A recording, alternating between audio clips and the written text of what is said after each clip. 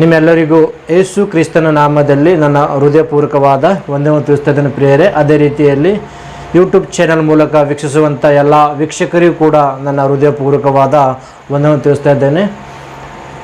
ಈ ಸಮಯದಲ್ಲಿ ಸ್ವಲ್ಪ ಹೊತ್ತು ದೇವರ ವಾಕ್ಯವನ್ನು ನಾವು ಆಲೋಚನೆ ಮಾಡಿ ನಾವೆಲ್ಲರೂ ತಿಳಿದುಕೊಳ್ಳೋಣ ಪ್ರಿಯರೇ. ಏನಂದರೆ ಈ ದಿನ ಆಲೋಚನೆ ಮಾಡುವಂಥ ಒಂದು ಸಬ್ಜೆಕ್ಟ್ ಏನಂದರೆ, ಸಮರ್ಯದ ಸ್ತ್ರೀಗೆ ಯಾಕೋಬನು ತಂದೆ ಹೇಗಾಗ್ತಾನ ಎಂಬುದಾಗಿ ಸ್ವಲ್ಪ ಹೊತ್ತು ದೇವರ ವಾಕ್ಯವನ್ನು ಪರಿಶೋಧನೆ ಮಾಡಿ ಆ ವಾಕ್ಯದಲ್ಲಿರ್ತಕ್ಕಂಥ ಸಾರಾಂಶ ಏನು, ಆ ವಾಕ್ಯದಂಥ ಭಾವನೆ ಏನಾದರೂ ಸ್ವಲ್ಪ ಹೊತ್ತು ಆಲೋಚನೆ ಮಾಡಿ ದೇವರ ವಾಕ್ಯ ತಿಳಿದುಕೊಳ್ಳೋಣ ಪ್ರಿಯರೇ. ಯಾಕಂದರೆ ಸಮರ್ಯದ ಸ್ತ್ರೀ ಹೇಳುವಂಥ ಪ್ರಶ್ನೆಗೆ ಏನಂದರೆ, ನಮ್ಮ ತಂದೆಯಾದ ಯಾಕೋಬನಿಗಿಂತ ನೀನು ದೊಡ್ಡವನು ಎಂಬುದಾಗಿ ಮಾತಾಡ್ತಾ ಇದ್ದಾಳೆ. ಪ್ರಶ್ನೆ ಕೇಳ್ತಾ ಇದ್ದಾಳೆ ಅಂದರೆ ತಂದೆ ಯಾವ ರೀತಿಯಾಗಿ ಆಗ್ತಾನೆ ಎಂಬುದಾಗಿ ನಾವು ಆಲೋಚನೆ ಮಾಡೋಣ ಪ್ರಿಯರೇ. ಯೋಹಾನನ ಬರೆದ ಸುವಾರ್ತೆ 4ನೇ ಅಧ್ಯಾಯ, ಯೋಹಾನನ ಬರೆದ ಸುವಾರ್ತೆ 4ನೇ ಅಧ್ಯಾಯ 12ನೇ ವಚನದಿಂದ, ಯೋಹಾನ ಬರೆದ ಸುವಾರ್ತೆ 4ನೇ ಅಧ್ಯಾಯ 12ನೇ ವಚನ ಏನಂದರೆ, ಸಮಸ್ಯೆ ಹೇಳುವಂಥ ಮಾತೇನೆಂದರೆ, ನಮ್ಮ ಹಿರಿಯನಾದ ಯಾಕೋಬನಿಗಿಂತ ನೀನು ದೊಡ್ಡವನು ಎಂಬುದಾಗಿ ಮಾತಾಡ್ತಿದ್ದಾರೆ ಪ್ರಿಯರೇ. ಯಾರೊಟ್ಟಿಗೆ ಮಾತಾಡ್ತಿದ್ದಾರೆ ಅಂದರೆ, ಯೇಸು ಕ್ರಿಸ್ತನು ಸಮರ್ಯದ ಸ್ತ್ರೀ ಜೊತೆ ಸಂಭಾಷಣೆ ಮಾಡ್ತಾ ಇದ್ದಾರೆ. ಅದೇ ರೀತಿ ಸಮರ್ಯದ ಸ್ತ್ರೀ ಯೇಸು ಪ್ರಭುಗೆ ಒಂದು ಪ್ರಶ್ನೆ ಆಗ್ತಿದ್ದಾಳೆ. ಏನು ಪ್ರಶ್ನೆ ಅಂದರೆ, ನಮ್ಮ ಹಿರಿಯನಾದ ಯಾಕೋಬನಿಗಿಂತ ನೀನು ದೊಡ್ಡವನೋ ಎಂಬುದಾಗಿ ಮಾತಾಡ್ತಿದ್ದಾರೆ ಪ್ರಿಯರಾದ ದೇವರ ಮಕ್ಕಳೇ. ನಾವು ಆಲೋಚನೆ ಮಾಡಬೇಕು. ಇದರ ಸ್ವಲ್ಪ ಅಂದರೆ ಏನಂದರೆ, ಹಿರಿಯನಾದ ಯಾಕೋಬನ್ ಅಂತ ಇದ್ದಾಳೆ ಅಂದರೆ ತೆಲುಗುದಲ್ಲಿ ಚೆನ್ನಾಗಿರುತ್ತೆ, ನಮ್ಮ ತಂದೆಯಾದ ಯಾಕೋಬನಿಗಿಂತ ನೀನು ದೊಡ್ಡವನೋ ಎಂಬುದಾಗಿ ಮಾತಾಡೋ ಪ್ರಿಯರೇ. ನಿಜವಾಗ್ಲೂ ಸಮರ್ಯದ ಸ್ತ್ರೀ ಯಾರು ಅಂದರೆ ಒಬ್ಬ ಅನ್ಯ ಸ್ತ್ರೀ, ಅಂದರೆ ಅನ್ಯ ಸ್ತ್ರೀಯರು ಅಂದರೆ ದೇವರನ್ನು ಅರಿಯತಕ್ಕಂಥ ಜನರು. ಸಮರ್ಯದವರು ಅಂದರೆ ಅನ್ಯರು. ಅನ್ಯರತಕ್ಕಂಥ ಸ್ತ್ರೀ ಯಾಕೋಬನಿಗೆ ತಂದೆ ಅಂತ ಇದ್ದಾಳಂದರೆ, ಹಿರಿಯನು ಅಂತ ಇದ್ದಾಳಂದರೆ, ನಮ್ಮ ಮೂಲ ಪಿತೃ ಅಂತ ಇದ್ದಾಳಂದರೆ ಕಾರಣ ಏನು? ಏನಾದರೂ ಸಂಬಂಧ ಇದೆಯಾ? ಸಮರ್ಯ ಸ್ತ್ರೀ ಆದರೆ ಅನ್ಯಳು. ಆದರೆ ಅನ್ಯಳು ಇರುವಾಗ ಯಾಕೋಬನಿಗೆ ಹೇಳುವಂಥ ಮಾತೇನೆಂದರೆ, ನಮ್ಮ ಹಿರಿಯನಾದ ಅಂತದ್ದಾಳು. ಹಿರಿಯನಂದರೆ ನಮ್ಮ ತಂದೆಯಾದ ಎಂಬುವಂತ ಮಾತಾಡ್ತಾ ಇದ್ದಾಳು.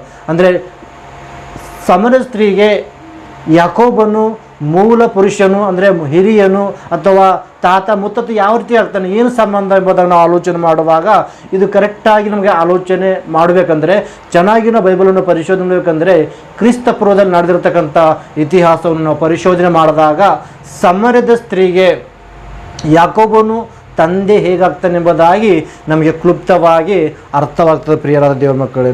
ಒಂದು ಸಾರಿ ನೋಡೋಣ. ಕ್ರಿಸ್ತ ಪೂರ್ವದಲ್ಲಿ 2ನೇ ಅರಸುಗಳು 17ನೇ ಅಧ್ಯಾಯ,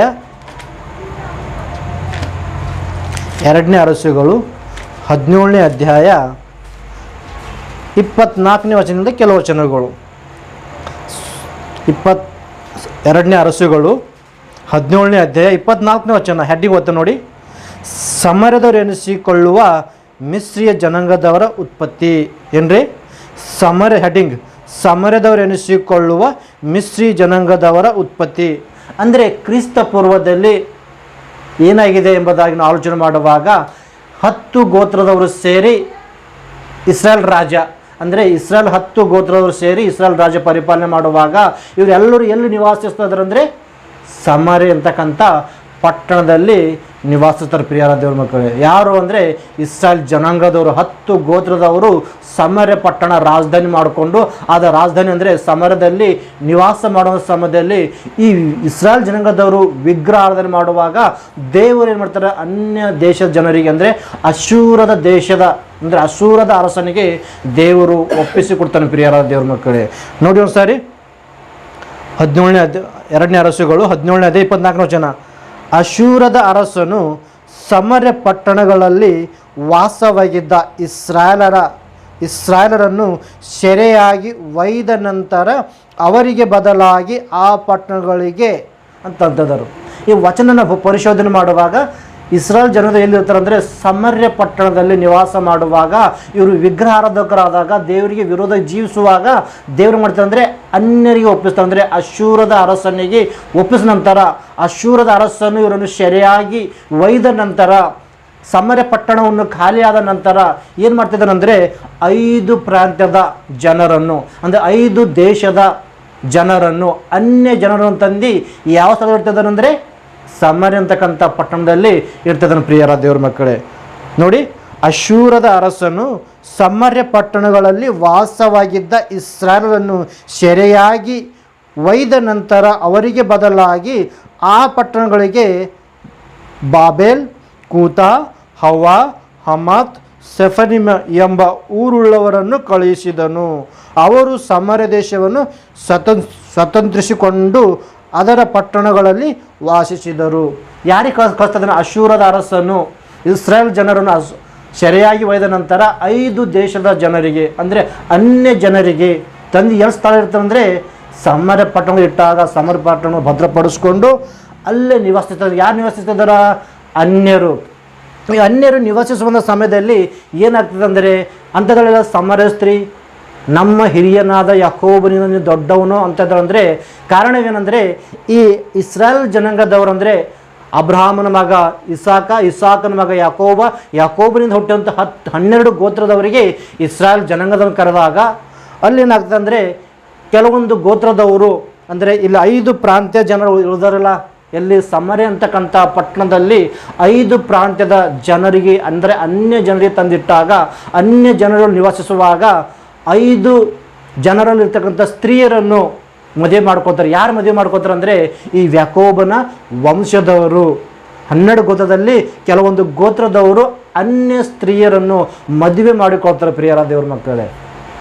ಯಾರು? ಸಮರ್ಯ ಸ್ತ್ರೀಯರು ಅನ್ಯರು.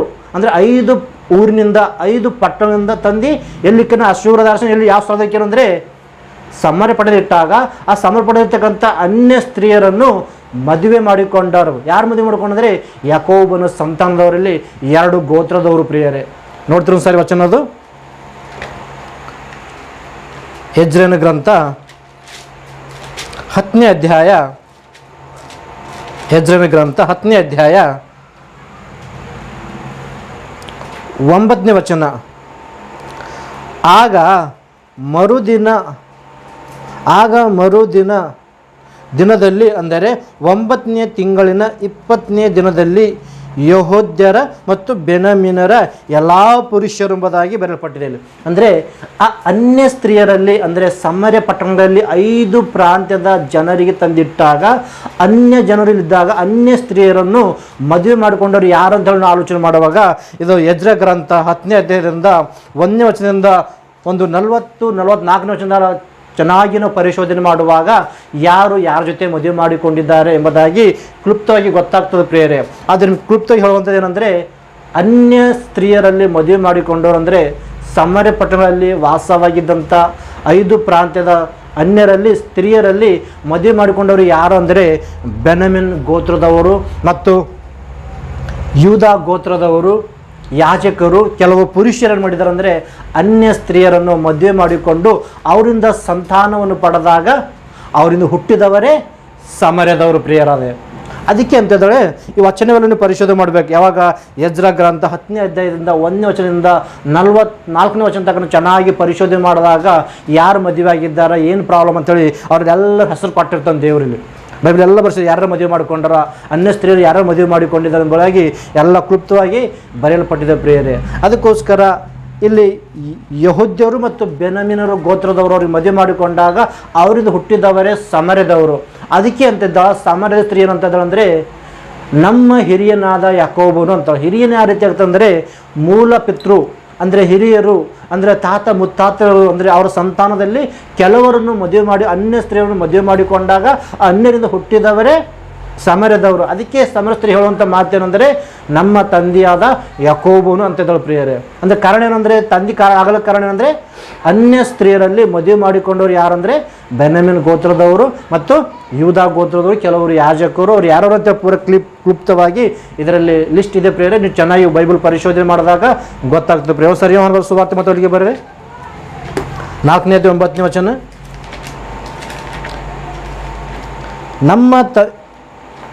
ನಮ್ಮ ತಂದೆಯಾದ ಏನಂತದ ನೋಡಿಕೆ ಸಮರ್ಯ ಸ್ತ್ರೀ ಇಲ್ಲಿ 4ನೇ ಅಧ್ಯಾಯ 12ನೇ ವಚನದಲ್ಲಿ ನಮ್ಮ ಹಿರಿಯನಾದ ಯಾಕೋಬನಿಗಿಂತ ನೀನು ದೊಡ್ಡವನು ಅಂತ ಕಾರಣ ಅಂದರೆ ಸಂಬಂಧ ಇದೆ ಪ್ರಿಯರೇ. ಅದಕ್ಕೋಸ್ಕರನೇ ಅಂತ ಏನು ಸಂಬಂಧ ಇದೆ ಅಂದರೆ ಅವರ ಮೂಲ ಪಿತೃಗಳು ಅಂದರೆ ಪುರುಷರು ಹಿಂದಿನ ಅಂದರೆ ಯೂದ ಗೋತ್ರದಲ್ಲಿ ಬೆನಮಿನ ಗೋತ್ರದಲ್ಲಿ ಕೆಲವೊಂದು ಪುರುಷರು ಅನ್ಯ ಸ್ತ್ರೀಯರನ್ನು ಮದುವೆ ಮಾಡಿಕೊಂಡಾಗ ಅನ್ಯರಿಂದ ಹುಟ್ಟಿದವರೇ ಸಮರ್ಯದವರು.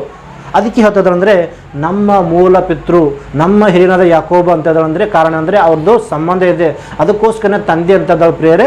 ಅದಕ್ಕೆ ತಿಳ್ಕೊಳ್ಳುವಂಥದ್ದು ಏನಂದರೆ ನಮಗೆ ಮೂಲ ಪಿತೃ ಅಂದರೆ ಕಾರಣ ಅಂದರೆ ಸಂಬಂಧ, ಇದಕ್ಕೋಸ್ಕರನೇ ತಂದೆ ಅಂತದ ಅಂಥೇಳಿ ಈ ವಾಚನ ಪ್ರಕಾರ ನಮಗೆ ಅರ್ಥ ಆಗ್ತದೆ ಪ್ರಿಯರೇ. ನೀವು ಚೆನ್ನಾಗಿ ವಾಕ್ಯ ಎಲ್ಲ ಪರಿಶೋಧನೆ ಮಾಡಿದಾಗ ಇನ್ನೂ ಅದ್ಭುತವಾದ ರೀತಿಯಲ್ಲಿ ನಿಮಗೆ ಅರ್ಥ ಆಗ್ತದೆ ಪ್ರಿಯರೇ. ಇಷ್ಟು ಚಿಕ್ಕ ಸಂದೇಶ ಕೊಡ್ತಾ ಈ ಸಂದೇಶ ಇಲ್ಲಿಗೆ ಮುಕ್ತಾಯ ಮಾಡ್ತೇನೆ. ನಿಮ್ಮೆಲ್ಲರಿಗೂ